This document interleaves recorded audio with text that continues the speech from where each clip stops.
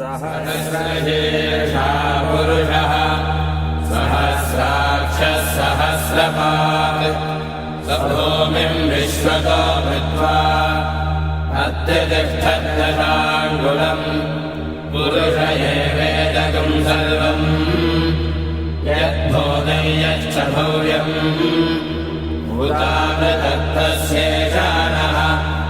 यदन्नेनादिरोहति एतावानस्य महिमा अतो ज्यायागश्च पुरुषः पादोऽस्य विश्वभूतानि त्रिपादस्यामृतन्निमे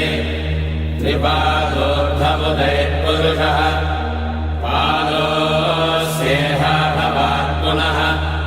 ततो विश्वं व्यगामत् साचनानशने अभि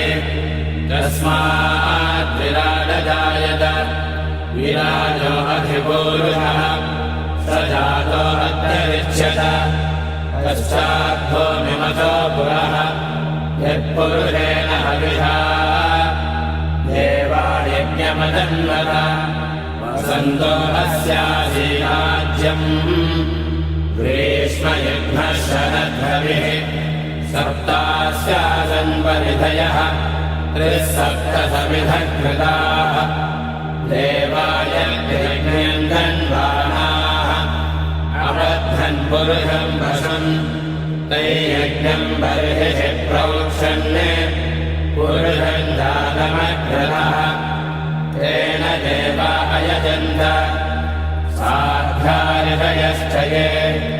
तस्मात् यज्ञात् सर्वहुतः संवृतं बृहदाज्यम् अशोगस्तागस्तक्रे वायव्याले आरण्यां ग्राम्याश्च ये तस्मात् यज्ञात् सर्वहुतः ऋचः सामानि यज्ञे छन्दागुंसि यज्ञे तस्मात् यजस्तस्मादजायत तस्मादश्वा अजायन्त एके च भयागतः गावो हयज्ञे तस्मात् तस्माद्धाता अजावयः यत्पुरुषं जगतुः कथिता व्यकल्पयन् मुखङ्गिमस्य गो बाहो काभूरोपादामुच्येते ब्राह्मणोऽस्य मुखमासीत् बाहुराजन्यकृतः पूरोदरस्य यद्वैश्यः तद्भागं शूद्रो अजायत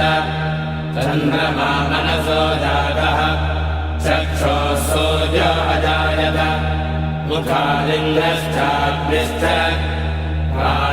प्राणाद्वायुरजायत आभ्या आसीदन्तरिक्षम् शेषाद्यौ समवर्तत पद्भान् भूमिर्दिशश्रोत्तात् तथा लोकागुम् अकल्पयन् वेदाहमेतं पुरुषं महान्तम् आदित्यवर्णं तमसस्तु काले